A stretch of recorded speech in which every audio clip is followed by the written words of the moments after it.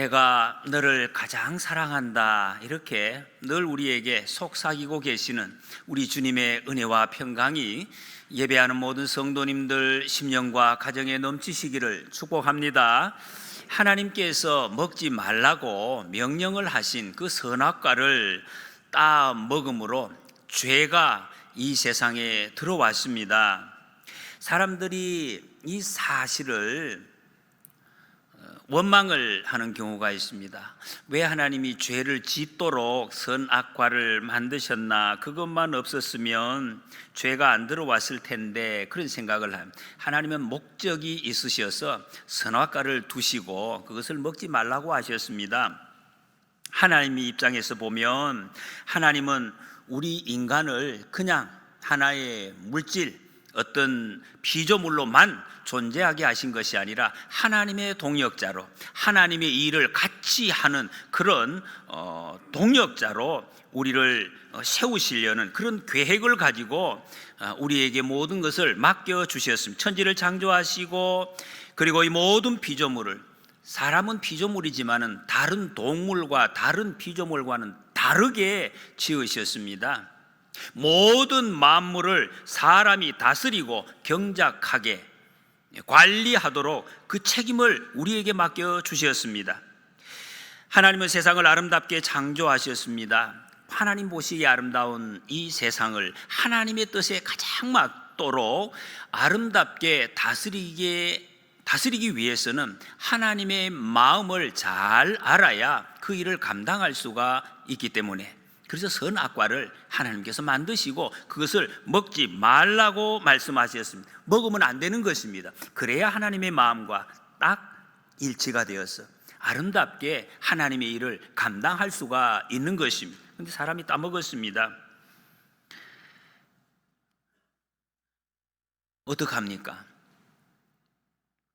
사람은 선택할 수 있도록, 따 먹고 안 먹고는 사람이 결정할 수 있도록 그렇게 하나님이 만드셨어요. 그래서 따먹을 수도 있는 거죠. 어떻게 보면 누구나 실수할 수가 있습니다. 근데 그 다음 회개해야 되는 거예요. 회개하면 됩니다. 회개하면 하나님께서 용서해 주십니다. 그리고 그걸 다시 안 하면 됩니다. 그런데 회개를 안 하고 죄를 안 지어야 되는데 더 짓게 되는 거예요. 이게 죄인들의 특징입니다. 오늘 8절에 보면 그들이 그날에 바람이 불 때 동산에 거니시는 여호와 하나님의 소리를 듣고 아담과 그의 아내가 여호와 하나님의 낯을 피하여 동산 나무 사이에 숨은지라 했습니다. 요 전까지는 죄가 없었는데 죄가 세상에 들어오고부터 나타나는 이 특징이 아주 생생하게 지금 묘사가 되고 있습니다. 바람이 불 때, 개역 성경에는 저녁 서늘할 때 그랬습니다. 낮에 햇빛이 쪼이고 정신이 없을 때, 그때가 아니라 조용해질 때, 이걸 우리가 여러분 설명을 안 해도 온몸으로 느끼고 있습니다. 지금도 낮의 시간과 저녁의 시간이 사람의 마음이 달라지는 거예요. 아담이 조용하게 자기를 돌아보고 자기가 어떤 일을 했는지 그것을 살펴볼 시간, 그때 하나님께서 찾아오셨습니다. 거니신다, 거니시는 하나님. 여러분, 이 단어는 하나님께서 성소에 임재하셨다고 할 때 임재, 그 단어와 같은 말입니다. 하나님이 거기 계시다, 거니신다. 죄를 지은 인간을 찾아다니면서 이 죄인 나오너라, 내가 찾아서 벌 주겠다, 그런 하나님 아닙니다. 여유를 가지시고 평안한 마음으로 용서하시려고 찾아오신 그 하나님의 모습. 에덴 동산에 하나님이 계십니다. 하나님이 만드신 동산에 하나님은 이 세상의 어느 곳에서나 계시는 하나님이십니다. 그런데 성경에는 특별히 하나님이 계시는 곳도 있습니다. 성소, 성전, 그 예배하는 예배당, 하나님이 특별히 역사하시는 장소라고도 말씀하십니다. 지금도 많은 분들이 예배당에 들어오면, 예배당에 그 자리에 오면 마음이 감동이 되고 눈물이 흐르고 하나님이 내 손을 잡아주시는 것을 느끼고 하나님의 품에 나를 안아주시는 것을 체험하는 그런 분들이 많이 계시지 않습니까? 근데 아담은 하나님이 함께 하시는 것을 알았습니다. 임재를 느끼고 반응이 나무 사이에 숨었습니다. 왜 그랬습니까? 부끄러움 때문에 두려움이 생기고 자기 스스로를 격리시켰습니다. 하나님과 떨어진 사탄이 본래 계획한 대로 그대로 지금 되어져 갑니다. 사탄의 계획이 하나님과 우리를 분리시키는 것, 격리시키는 것입니다. 사람과 사람 사이를 격리시키는 것, 사탄의 전략입니다. 성경은 이것을 죽음이라고 표현합니다. 하나님과 격리되는 것, 하나님과 떨어지면 이게 죽음입니다. 여러분, 그래서 우리는 죽어서 안 될 사람, 우리가 살기 위해서는 관계를, 하나님과의 관계를, 이웃과의 관계를 지속적으로 맺어가려고 애를 써야 하는, 그것이 우리가 할 일이라는 것입니다. 9절에 보면 여호와 하나님이 아담을 부르시며 그에게 이르시되 네가 어디 있느냐. 하나님 말씀 어기고 숨은 아담을 하나님이 찾아오시고 부르십니다. 왜 부르십니까? 여러분, 왜 이름을 부릅니까? 사람은 그걸 몰랐습니다. 아직 관계가 끝나지 않았다. 죄를 짓고 하나님의 말씀을 어겼음에도 불구하고 너와 나의 관계는 아직도 끝나지 않았다는 것을 지금 말씀하고 있습니다. 이름을 부르십니다. 다시 보기도 싫은 사람, 여러분 어떻게 합니까? 이름 안 부릅니다. 이름 다 지우고 전화번호 지우고. 그러나 다시 부른다는 것은 아직도 사랑한다, 용서할 준비가 다 되어 있다 하는 표시가 이름을 부르는 것입니다. 이름 하나님 우리를 부르실 때 우리가 할 일은 딱 정해져 있습니다. 대답만 하면 됩니다. 하나님, 제가 여기 있습니다. 이것이 우리의 반응입니다. 그런데 사람들이 이것을 잘 못합니다. 왜? 사탄이 우리에게 악한 마음을 심어놨기 때문에 너 나타나면 끝장이다, 잡히면 죽는다, 이런 마음을 우리 속에 심어놨다는 거예요. 네가 어디 있느냐? 규정아, 네가 어디 있느냐? 어제 죄를 짓고 그저께 나쁜 일을 하고 그런 경험이 있는 우리에게 찾아오셔서 규정아, 내가 어디 있느냐? 이렇게 주님이 부르실 때 우리가 반응할 것은 딱 한 가지입니다. 하나님, 제가 여기 있습니다. 내가 여기 있습니다. 하나님, 우리 이러면 다 됩니다. 그러면 하나님이 다 용서해 주시고 우리의 손을 잡아주시고 안아주시고 우리가 다시 가야 할 길을 만들어주시는 이분이 하나님이십니다. 그런데 사람의 마음속에는 사탄이 심어준 죄된 마음이 있어서 들키면 안 된다, 고백하면 죽는다, 이런 악한 마음, 이상한 마음이 들도록 우리에게 심어놓았다는 것입니다. 여러분, 하나님은 빛 가운데 계십니다. 그러나 아담은 어두운 곳을 찾아갔습니다. 태산을 넘고 험곡에 가도 빛 가운데로 걸어가는 사람 있습니다. 그런데 빛 가운데로 걸어가면서도 일부러 눈을 가리고 어두운 곳으로 들어가는 사람도 많이 있습니다. 문을 잠그고 스스로 굴 속에 들어가서, 여러분, 이게 죄에 빠져있는 인간의 특징입니다. 자꾸 죄가, 어둠이 우리를 끌고 갑니다. 오늘도 어제도 틈만 나면 우리를 자꾸 어두운 곳으로 끌고 가려고 하는 것이 사탄이 하는 짓입니다. 여러 어둠이 아무리 우리를 끌어당겨도 언제나 빛이신 주님께로 나오시기 바랍니다. 어두운 곳에 갇히지 마시기 바랍니다. 스스로 문을 닫고 그 나무 사이로 들어가지 마시기 바랍니다. 죄를 지어도 어색해도 어색합니다. 힘들어도 여러분, 하나님 앞에 나가면 다 됩니다. 하나님은 우리 문제 해결해 주시고 우리와 소통할 준비를 다 해놓고 기다리십니다. 팔 벌리고 우리를 기다리시는 주님이시라는. 근데 아담은 숨었습니다. 내가 어디 있느냐? 하나님이 못 찾았어. 숨바꼭질을 하는 것처럼. 그래서 묻습니까? 내가 좀 찾아야 되겠다. 아닙니다. 하나님 다 알고 계십니다. 왜 알고 계시는데 다시 또 이렇게 물으십니까? 어디 있느냐? 왜 말씀하시겠습니까? 다 하시는데.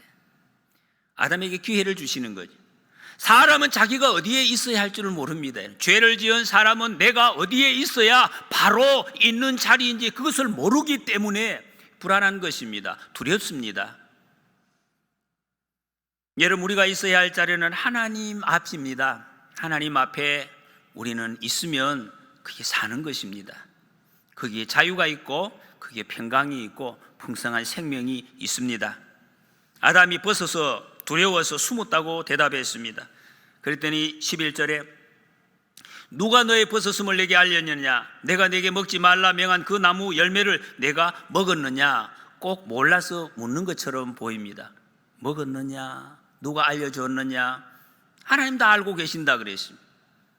하나님께서는 아담이 직접 자기 입으로 하나님, 제가 먹었습니다. 하나님 먹지 말라고 한 것을 먹었습니다. 제가 하나님의 말씀을 어겼습니다. 이 말씀, 스스로 고백하는 이 말을 듣고 싶으셔서 지금 이 말씀을 하시는 것입니다. 우리가 할 일은 정해져 있습니다. 있는 그대로 하나님 앞에 드러내는 것입니다.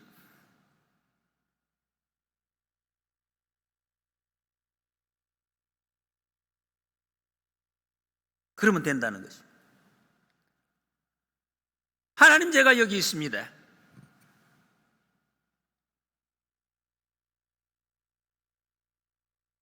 여러분, 그럼 우리 하나님은 그래 알았다, 다음부터는 먹지 말아라, 이렇게 말씀하실 것입니다. 금방 치료해 주십니다. 하나님은 창조주 하나님이십니다. 출애굽기 15장에 나는 너희를 치료하는 여호와임이라 말씀했습니다. 하나님 우리를 치료하시는 분입니다.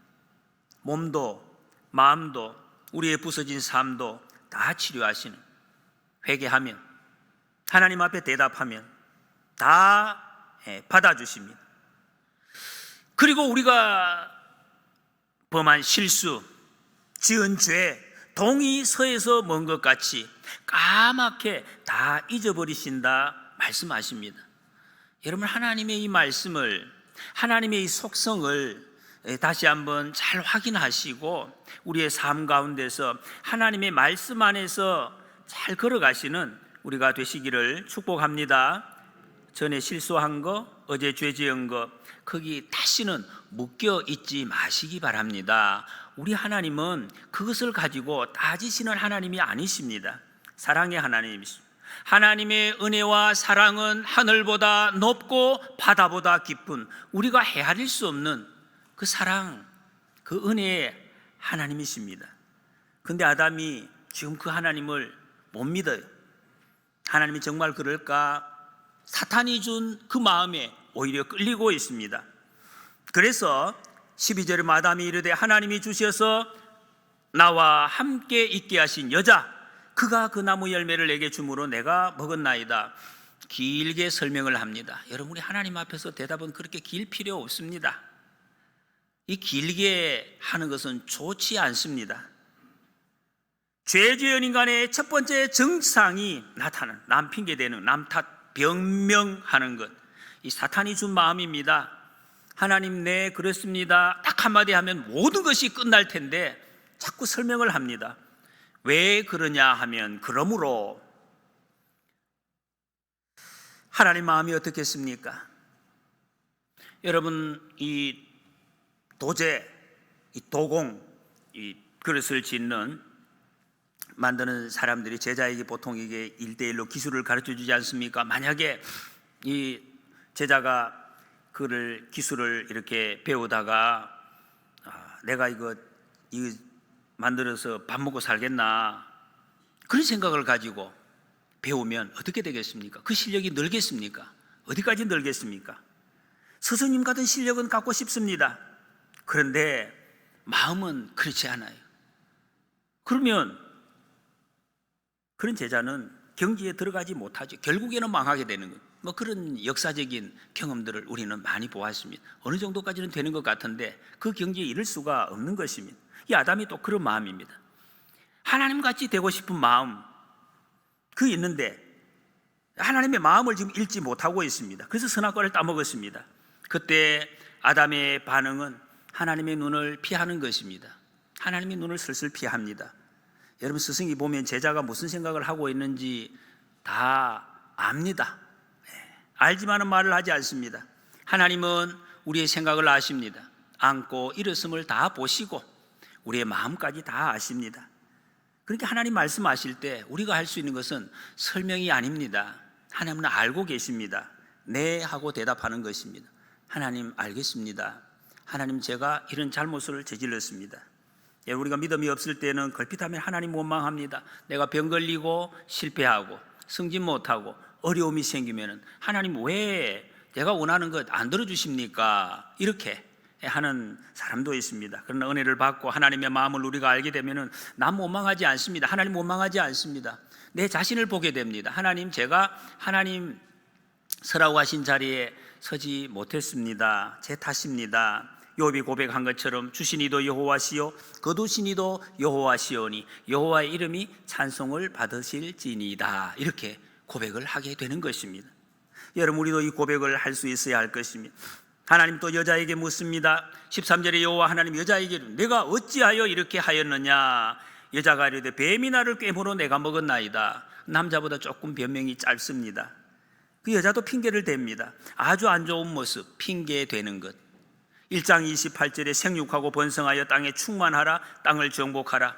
바다의 물고기와 하늘의 새와 땅에 움직이는 모든 생물을 다스리라 하시니라. 여러분, 하나님이 우리에게 인간에게 주신 그 명령은 땅을 다스리는 것, 모든 피조물들을 다 다스리는 그 권세, 그 책임 우리에게 주신 것입니다. 보호하고 관리하라. 여러분, 군대 일반적으로 해서 이 중대장이 그 병사가 잘못을 실수를 했어요. 죄를 지었어요. 그러면 사단장이 묻습니다. 왜 그 중대에서 실수했느냐? 그러면 중대장이 내가 한 게 아니고요, 저 병장이 잘못을 해가지고 지금 일이 됐습니다. 나는 몰랐습니다. 이러면 그 중대장은 지휘관으로서의 자격이 없는 거죠. 책임을 회피하는 거죠. 그럼 자네는 지휘관의 자격이 없네. 아마 그럴 것입니다. 여러분, 이게 군대만의 일입니까? 요즘 우리 사회에서도 정치인들 이 잘한 것은 전부 이렇게 내가 했다고, 잘못하고 실수하고 그런 것은 다 저 사람이 부하가 했다고, 나는 몰랐다고, 다 그런 말을 합니다. 사실은 참 무책임한 그런 사람들이. 여러분, 전도하다 보면은 가끔씩 그런 말씀을 듣습니다. 예수님 믿지 않는 사람, 저는 죄가 없습니다. 내가 죄가 없는데 왜 회개를 합니까? 나같이 착한 사람이 있으면 한번 데려와 보세요 하는 사람들이 있습니다. 그런 분들에게 어떻게 전도를 합니까? 네, 알겠습니다 하고 그냥 와야지요. 자기를 모르시는 분이죠. 우리는 다 죄인입니다. 죄가 있습니다. 죄를 짓고 있습니다. 그리고 부족한데 이것을 보지 못하는 거죠. 여러분, 사람이 왜 소통이 안 됩니까? 왜 소통이 안 되느냐? 왜 말이 통하지 않을까요? 죄 때문이라고 성경이 분명히 말씀을 하고 있습니다. 내 죄든지 상대방의 죄든지 그 죄가 하나님과 우리 사이를 소통 못하게 갈라놓고 사람과 사람 사이를 그렇게 막아 놓았다고 말씀합니다. 그러니 여러분, 사람과 소통이 안 되면 회개하면 되는 것이, 회개하지 않기 때문에 안 되는 것입니다. 14절에 여호와 하나님이 뱀에게 이르시되 내가 이렇게 하였으니 내가 모든 가축과 들의 모든 짐승보다 더욱 저주를 받아 배로 다니고 살아있는 동안에 흙을 먹을지니라 그랬습니다. 뱀이 모든 가축과 피조물이 다 저주를 받았는데 뱀은 더 저주를 받았다, 이렇게 말씀하십니다. 여기에 모든 피조물이 다 포함이 되어져 있습니다. 왜 그랬을까요? 뱀만, 죄 지은 사람만 쏙 뽑아서 죄를 받으면 되는데 하나님의 방법은 그것이 아닙니다. 여러분, 우리 중에 한 사람이, 그럴 일은 없지만 한 사람만 죄를 지어도 옆에 있는 모든 사람이 같이 벌 받습니다. 그런 것이 어디 있습니까? 하나님이 그렇게 만들어 놓으셨습니다. 연대 책임. 사람이 약해지니까 다 약해졌습니다. 사람이 만물의 관리자이고 통치자이고 모든 생물에까지 영향을 미쳤다는 것입니다. 같이 고통을 당합니다. 17절에 보면 아담의 죄로 땅이 저주를 받습니다. 왜 가만히 있는 땅이 저주를 받습니까? 지난 1월 말에 우리나라에 기록적인 한파가 몰아쳤습니다. 아주 추운 곳은 영하 25도 이하로 내려간 곳도 있었습니다. 그 원인이 북극에 있는 찬 공기가 한반도에까지 내려왔기 때문이라고 합니다. 본래는 저 북극에, 우리나라에서 멀지요, 북극에 있는 그 한파가 내려오다가 이 대기 상층부에 있는 제트 기류가 그 공기를 막아주었어. 그래서 온도가 그만큼 내려가지 않았는데, 근데 그게 약화됐다는, 막아주는 것이 약화되었기 때문이라고 합니다. 근데 그 약화된 원인이 지구 온난화 때문이다. 지구의 온도가 올라갔기 때문에. 지구 온도가 왜 올라갔느냐? 석유, 화력 발전, 비행기, 자동차, 매연, 냉장고, 에어컨에서 발생하는 이산화탄소, 그리고 우리가 쓰는 일회용품, 여기서 발생하는 메탄 때문에 그렇다고 합니다. 그러니까 여러분, 우리 지구가 저 멀리 북극 바로 연결되어, 하루 만에 연결되어 있습니다. 영향을 받게 되어져 있습니다. 우리의 일상생활과 지구의 이상기온 전체의 온도를 변화시키는 것과 밀접하게 연결이 되어져 있다는, 우리가 다 연결되어 있습니다. 옆 사람과 저 다른 나라 사람, 온 세계가 다 연결이 되어져 있습니다. 우리는 같이 살아갑니다. 혼자만 잘 산다고 살아남을 수 없습니다. 저 사람 나쁘니까 안 만나고 그냥 당신대로 사세요, 못 삽니다. 같이 망하고 같이 사는 것입니다. 인간의 죄로 만물이 저주를 받고 뱀이 가장 저주를 받았다. 그 모습이 배로 다니는 것. 다른 동물은 그렇게 한다. 배로 다니고 흙을 먹는, 흙을 어떻게 먹는지는 잘 모르겠습니다만 그렇게 저주를 받았습니다. 그런데 하나님께서 뱀에게는 묻지 않습니다. 왜 그러느냐 안 묻습니다. 심판만 선언하십니다. 동물에게는 구원의 기회를 주지 않으셨다 하는 것입니다. 인간에게만 구원의 기회를 주셨습니다. 무슨 말씀입니까? 하나님의 모든 중심, 초점이 우리 사람에게 있습니다. 인간에게. 이때부터 뱀과 사람이 원수가 됩니다. 사람의 후손과도 원수가 되었습니다. 동물과 사람 사이에 서로 교통하는 유무상통의 관계가 완전히 깨어졌습니다. 동물은 도망가잖아요. 사람은 잡으러 가고. 특히 뱀, 여러분 뱀이 왜 그렇습니까? 저도 산에 가다가 뱀을 만나면 반드시 끝까지 따라가서 그 머리를 이렇게 찍습니다. 이게 사람이 하는 거죠. 뱀은 사람만 보면 따라와서 또 물고 독을 이렇게 뿜습니다. 제일 나쁜 죄, 사람과 사람 사이, 하나님과 사람 사이 이간질하는 아주 나쁜 죄입니다. 하나님이 없다, 사람은 저절로 생겨났다, 진화돼 가지고 이렇게 사람이 만들어졌다, 이렇게 주장하는 책들도 많이 나와 있습니다. 주장하는 사람, 이 헛된 주장, 아주 나쁜 죄다 말씀하십니다. 여러분, 이 죄 때문에 이 땅에서 평화가 깨어지고 서로 간의 소통이 지금 안 되는 이런 악한 결과가 왔습니다. 그 다음에 16절에 보니까 또 여자에게 이르시되 내가 네게 임신하는 고통을 크게 더하리니 네가 수고하고 자식을 낳을 것이며 했습니다. 여자에게 고통을 주신, 임신하는 고통, 출산하는 고통. 우리가 흔히 할 때, 출산할 때, 아기를 낳을 때 너무 아프니까 그 고통만 생각하는데 여기에 임신하는 고통, 이걸 말씀하고 있습니다. 이 정확하게 아마 이게 정확한 뜻이 밝혀지지는 않았어요. 임신하는 고통이 뭘까? 출산할 때는 아프다고 하는데 임신할 때 많이 아프셨습니까?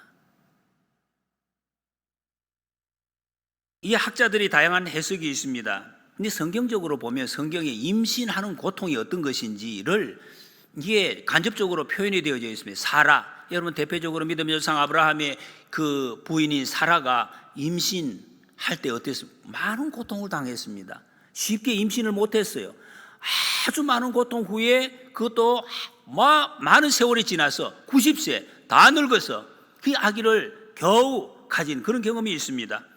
그리고 이삭, 그 낳은 이삭의 아내 리브가도 임신을 못했어요. 임신을 못해서 걱정하고 있다가 자기 남편 이삭이 기도해서 겨우 임신을 하게 됩니다. 라헬도 마찬가지입니다. 야곱의 아내 라헬도 임신을 하지 못해서 아주 어려워했고, 이 사무엘의 어머니 한나도 임신을 못해서 아주 고생을 했습니다. 본래는 하나님께서 임신이 잘 되도록 그렇게 우리 사람을 지으셨는데 이렇게 임신하는 고통을 당하는 경우도 있었습니다. 임신이 힘들다는 것이. 출산도 힘듭니다. 그래서 여러분, 이게 임신할 때마다 우리의 죄를 깨닫고 이 에덴을 회복하도록 애쓰라고 하신 하나님의 사랑의 표시가 바로 임신의 고통이다. 그렇게 볼 수가 있습니다. 왜 고통을 주시는가? 이 고통이 정말 하나님의 음성을 잘 들을 수 있는 좋은 통로가 되기 때문에 하나님이 고통을 통해서 불러주신다, 그런 말씀입니다. 다시 돌아오라. 프랜시스라는 사람은 질병은 하나님이 주신 은총이다. 질병을 통해서 하나님께 구할 마음이 생기고 우리의 영혼이 회복된다, 그렇게 이야기했습니다. 사람들이 흔히 병 걸렸다 그러면 안 좋다, 그런 것이 아니라는 거. 은총이다. 실제로 여러분 책에 보니까 암 걸린 분이 나는 내 삶에 찾아온 암에게 감사한다, 이렇게 지금 앞에 적어놨더라고요. 하루에도 수많은 하늘을 만난다. 병에 걸리기 전에는 하늘이 있는지 없는지도 몰랐는데 이 병이 찾아오니까 수많은 하늘을 보게 되었다. 그리고 조용한 곳에 가서 하나님의 생명 질서를 찾고 내게 무엇이 잘못되었는지를 하나하나 짚어가면서 발견해내고 식습관, 생활습관 하나씩 고쳐서 회복되었다 하는 그런 기록들 책에 여러 군데 있습니다. 하나님께로 돌아오고 회개하면 여러분 질병이 치료됩니다. 우리가 일단 해야 될 것이 하나님의 명령을 다시 회복해 가야 될 것. 이 창세기를 읽으면서 하나님 명령대로 생육하고 번성하는 일 열심히 해나가야 돼. 아기를 많이 낳아야 된다는 것.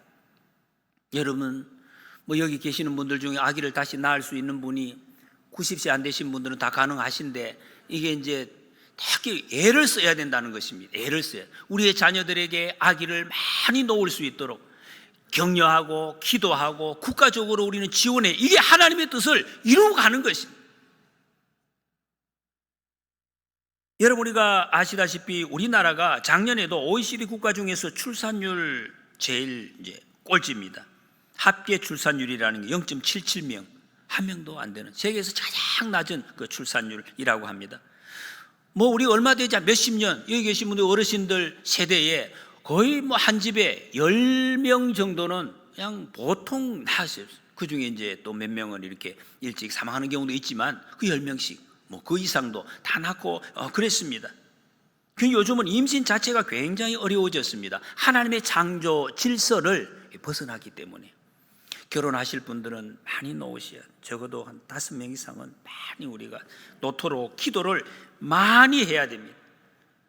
16절에 보면 너는 남편을 원하고 남편은 너를 다스릴 것이니라 그랬습니다. 원한다, 이건 자발적으로 원한다. 그렇게 좀 줬으면 좋겠다, 내가 어떻게 했으면 좋겠다 하는 그런 마음. 다스리다 하는 것은 억압하다, 보호하다. 어떻게 보면 좀 반대적인 이런 뜻이 같이 들어 있습니다. 억압하다, 보호하다. 여자가 남자를 붙잡으려고 나를 막 원하는데, 열심히 원하는데 죄를 짓고 나서는 남자가 마음대로 안 된다는 거, 자꾸 이제 나간다는 것입니다. 억압. 오히려 억압을 합니다. 이런 경우는 우리 허다하게 찾아볼 수가 있지 않습니까? 또 한편으로는 이 말씀은 죄로 추방된 인간을 보호하시기 위한 하나님의 사랑이 여기에 나타나기도 합니다. 그 보호하는 것이니까. 죄 짓기 전에는 이 남자와 여자 사이에 아무 문제가 없었잖아요. 얼마나 이런 문제가 없었는지 하와가 먼저 선악과를 먹고 이 아담에게 주었잖아요. 잡사했더니 아무 말이 없어, 아무 물음도 안 하고 바로 받아서 먹었단 말이죠. 그대로 말을 따라 했습니다. 그런데 이 죄 짓고 나서는 안 먹습니다. 잡사 안 먹어요. 자기 마음대로 이제 한다는 것입니다. 여러분 우리는 예수 그리스도의 십자가 은혜로 이제 이 죄의 속박에서 벗어났습니다. 다시 에덴을 회복시키는 길로 인도함을 받았다는 것입니다. 옛날에는 여러분 이 남자와 여자 사이에 남편과 아내, 얼마나 우리나라에서 집에서 남편이 집에 늦게 들어오면 그게 밤 늦게든 새벽이든 아내가 잠을 안 자는 것이 아니라 못 자는 거죠. 계속 그냥 눈을 뜨고 막 기다리면서 그렇더라고요. 제가 어릴 때 봐도 우리 막 기다리고 계속 기다리고 남편이 들어와야 이제 잠을 잘 수가, 이 부자유한 관계. 근데 이제 아내가 안 들어오면 상관이 없어요. 일찍 잡니다, 남편은. 이상한 그런 모습이 있었다니. 요즘은 이제 많이 변했습니다. 우리 예수님 믿고 어떤 우리 성경의 문화가 돼서 누가 뭐 일찍 오든 늦게 오든 그냥 잠 오면 자고 그렇게 이제 됐는데, 여러분, 하나님이 우리에게 주신 이 질서가 얼마나 아름다운 것인지. 그리고 나서 아담과 하와를 위해서 나뭇잎으로 이제 가려는 것을 하나님이 그 벗겨내고 가죽 옷을 지어서 입혀 주셨습니다. 왜 가죽으로 지어 주셨어요? 가죽이 질겨서, 가죽이 고급이니까 그런 것이 아니죠. 이 가죽을 얻기 위해서는 반드시 피를 흘려야 되기 때문에, 그래서 지금 가죽을 입혀 주죠. 죄를 덮기 위해서 반드시 필요한 이 피, 제사를 통해서 양과 소의 피, 여러분, 그것은 사람의 죄를 온전하게 없애지 못한다 그랬습니다. 오직 예수 그리스도의 피, 사람의 몸을 입으신 예수 그리스도의 피로서만 우리 인간의 죄를 깨끗하게 사함 받을 수 있도록 하나님께서 정하셨습니다. 히브리서 10장 10절, 이 뜻을 따라 예수 그리스도의 몸을 단번에 들이심으로 말미암아 우리가 거룩함을 얻었노라 그래. 그래서 우리 모든 죄 지은 인간들은 예수 그리스도의 십자가의 의로 옷 입어야 된다. 그래야 우리가 에덴을 회복할 수가 있습니다. 이 사실을 믿을 때 여러분, 우리는 이 땅에서 죄로부터 자유한 삶을 살 수가 있어요. 죄에 묶여서 넘어지고 어두운 가운데 끌려가지 않고 이 자유, 하나님이 주신 온전한 자유를 누리면서, 소통의 자유를 누리면서 살 수가 있습니다.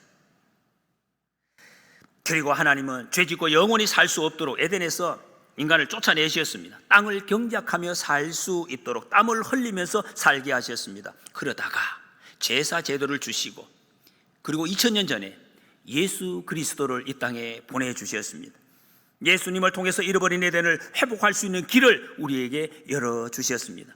예수님 믿는 사람 다시 에덴의 질서를 회복하고 이 땅에서 이 새 에덴을 연습하며 살다가 하나님 나라 이룰 때 그 새 에덴을 온전하게 누리고 거기서 생명나무 열매를 먹을 수 있도록 우리에게 기회를 허락해 주셨습니다. 예수 그리스도로 옷 입은 사람, 이런 모든 관계가 회복이 됩니다. 관계가 흐트러진 사람, 예수님을 마음속에 영접해야 돼요. 예수님 모시면 모든 관계가 회복이 됩니다. 예수님 믿는 우리는 더 이상 수치심, 소외감에 빠질 필요가 없습니다. 계속해서 사탄은 우리에게 부끄러움과 두려움과 이 떨림을 계속 심어주는 거예요. 우리는 거기에 붙잡혀 있으면 안 됩니다. 아무리 부끄러워도, 아무리 수치감이 있어도 하나님 앞에 당당하게 나가야 된다는, 주님 앞에 서라, 빛으로 나오라고 말씀하십니다. 에덴의 삶을 우리는 연습해 가야 됩니다. 우리 주님의 빛이 우리의 마음과 가정에 환하게 비추어지시기를 축복합니다. 지금 우리는, 예수 믿는 우리는 새 에덴을 연습하고 있는 사람들입니다. 그럼 우리는 어떻게 연습하느냐? 불평하지 말아야 합니다. 남 핑계 대지 말아야 됩니다. 내 자신을 바라보고 회개하는 삶을 살아가야 합니다. 그리고 우리는 책임을 져야 됩니다. 핑계하지 말고 내 책임을 감당해야 됩니다. 그리고 동물, 식물과 친하게 지내는 일을 하고 잘 관리하고 다스려야 할 그 사명이 우리에게 있습니다. 그럴 때 우리에게 진정한 자유, 평강의 삶을 누릴 수가 있을 것입니다. 이 은혜를 누리는 저와 여러분들이 되시기를 축복합니다.